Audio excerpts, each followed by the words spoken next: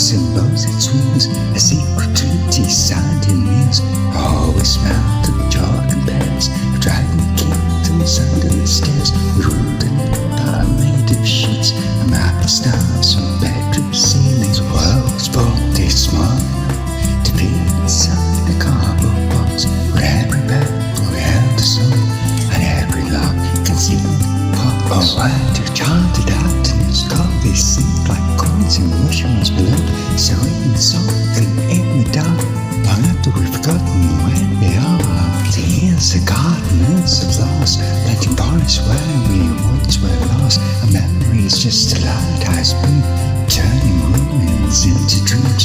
The swings now groove like ancient ships, the painters paint from rocket ships, and every scar upon the bark still keeps a catalogue of sparks. To make this garden seem immense, like continents beyond a fence, 1,000 miles from mother's corn, so barely 20 steps at all, and every corner bore a mask of certainty we long to own, until we learn their crowns are made of paper just like all our own.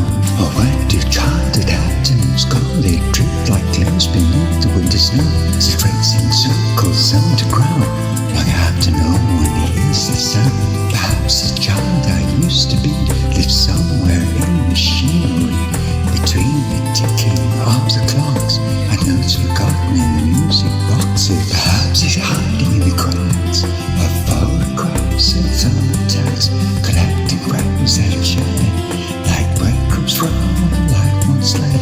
Perhaps we never truly live, the house is built from make-believe. Perhaps adulthood is the art of carrying those ghosts with grace. Oh, where do charted afternoons go? They become the rivers underneath the road, invisible but always there, moving through the landscape of our years.